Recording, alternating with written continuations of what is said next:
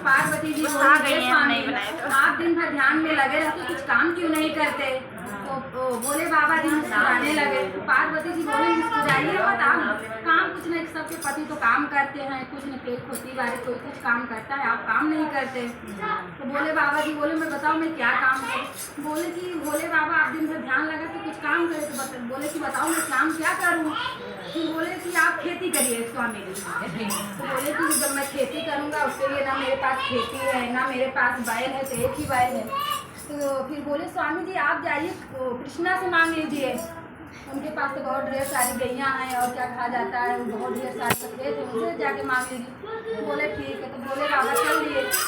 जब बोले बाबा चल लिए वहाँ कृष्णा के पास, हरि विष्णु जी के पास, तब वो बोली तो पार्वती जी फिर बोली कि महादेव स्वामी जी बोले क्या मोबाइल छलिया है, आपको तो छल लेगा, कहीं उससे जाना मांग ले, एक बैल मांग लेना, बोल देना खेती कि मैं खेती करूँगा। तो जब गए वो महादेव जी जब गए वहाँ हरि विष्णु जी के पास, तब वो हरि विष्णु जी बोले अरे प्रभु आप तो लोग एक दूसरे से प्रणाम किए, भोलेनाथ जी और हरि विष्णु दोनों लोग एक दूसरे से प्रणाम किए। बोले कि वो हरि विष्णु पार्वती जी ने मुझे भेजी कि जाओ स्वामी जी आप कुछ खेती करिए, मुझे एक बैल दे दो और कुछ खेत। बोले ठीक है आप जाइए। तो उनको एक बैल दे दिया और खेत। तो बोले कि मैं लगाऊं क्या लगाऊं? और तो बोले कि अच्छा, कहीं पार्वती जी बोली है कि वो नीचे का भाग आओ हरि विष्णु का रहेगा, ऊपर का मेरा। तो कहीं अच्छा, तो छलिया तो है ये है कृष्ण भगवान। तो फिर उसके बाद वो कृष्ण भगवान बोले प्रभु जी आप वो आलू लगा लीजिए। तो कृष्ण भगवान आलू लगा लिए। जब आलू धीरे धीरे बड़ा हुआ तो आलू नीचे का खुदाई उदाई किए तो आलू तो श्री कृष्ण भगवान का हो गया। अब वो भोले बाबा जी ने आलू को कट्टे में भर भर के कैलाश पर्वत में, पार्वती तो बहुत खुश हो गई हमारे स्वामी खेती करके आए, बहुत खुश हो गई। तो पार्वती जी तो बहुत खुश हो गई हमारे स्वामी खेती करके आ रहे हैं। जब वो कट्टा खोली तो उसमें सब आलू के छिलके आलू के पत्ते। तो बोले क्या स्वामी आप तो खेती करने गए थे? तो बोले हाँ पार्वती जी हमने तो खेती करने गया था। बोले ये क्या लाए हो पत्ते आलू के? तो बोले कि आप ही बोली थी ना कि ऊपर नीचे का भाग हो कृष्ण का और ऊपर का भाग मेरा, हमने आलू बोया था। तो बोले अच्छा। पार्वती जी बहुत गुस्सा हुई। फिर उसके बाद बोले कि आप फिर जाइए दोबारा श्री कृष्ण के पास। तो बोले अच्छा। तो फिर पार्वती जी बोले कृष्ण भगवान तो छलिया है, छल लेगा मेरे महादेव तो बोले ही हैं। तो बोले अच्छा। तो फिर इसके बाद अच्छा पार्वती जी को संतोष नहीं हुआ। बोले कि इस बार जाना तो बोल देना कि ऊपर का भाग मेरा नीचे का भाग उसका। तो बोले अच्छा। तो फिर वो गए कि वो बोले कि वो फिर वो गए तो फिर वो हरि विष्णु के पास गए भोलेनाथ जी। बोले कि मुझे एक बैल और खेती के लिए मैं खेती करूँगा। फिर वो बोले जी तो भोला तो सही में है। फिर इसके बाद वो हरि विष्णु से पूछते हैं कि मैं बोऊँ क्या? बोले कि मैं बोऊँ क्या? तो बोले कि मैं बोऊँ क्या? तो वो हरि विष्णु जी अब भोलेनाथ जी बता दिए कि पार्वती जी इस बार बोली है कि नीचे का भाग उनका ऊपर का भाग मेरा। तो कृष्ण भगवान मुस्कुराने लगे।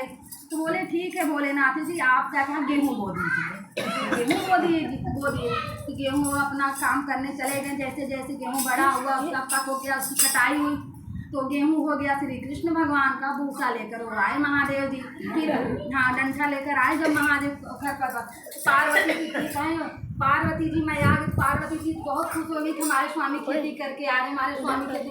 जब कहीं कट्टा खोलने लगी तो देखी उसमें डंठा भूसा इधर उधर। बोले क्या प्रभु जी आप क्या मोबाइल? हाँ मैंने आपको खेती करने का है, थोड़ा कम करने ही गया था, आप ही बोली थी ना इस बार वो आप ऊपर का भाग मेरा और नीचे का भाग मेरा, ऊपर का उसका। बोले अच्छा। तो बोले कि सच्ची वो छलिया है, मैंने आपसे बोली तो मैं सच में आपको छल लेगा, आप तो बोले बहुत बोले ही हैं।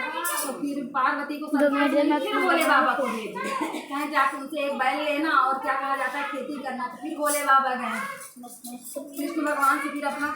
तो फिर बोले कि एक बैल दे दीजिए और खेत हमें कुछ दे दीजिए। बोले ठीक है।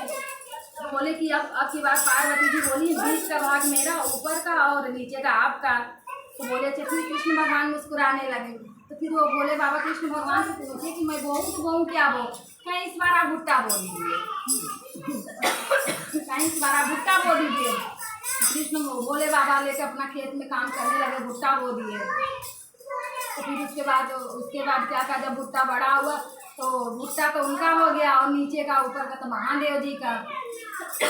जब महादेव जब खेती वेती करके जब अपने घर आए फिर पार्वती जी तो बहुत खुश हुई, अत्यधिक खुश हुई कि हमारे स्वामी जी खेती करके आ गए। तो पार्वती जी जब उनका कट्टा खोलने लगी, बोले महादेव जी ये आप क्या लाए हैं स्वामी? तो बोले कि अरे इस बार तो नीचे और ऊपर का दोनों मेरा है और बीच का तो उनका था। तो बोले इस बार मैंने भुट्टा बोया था। तो पार्वती जी बोली कि सच में महादेव जी आप तो बहुत भोले हैं, आप तो बहुत भोले हैं, क्या कहा इसका कोई वो नहीं, आप तो भोले हैं। तो फिर वो बहुत गुस्सा हूँ कि सच में वो कृष्ण तो बड़ा छलिया था, मेरे महादेव को छलिया। फिर कृष्ण भगवान आलू और भुट्टा गेहूँ सब लेकर आए उनके यहाँ पार्वती जी के यहाँ। बोले माता जी प्रणाम। पार्वती जी बोले ज़्यादा अच्छा लगता है। सब ये ले लिया, उनसे प्रणाम की। बोली कि माता जी ये क्या कहा जाता है, आलू और भुट्टा और गेहूँ है? तो बोले अच्छा कहीं वो तो प्रभु हैं, बोले ना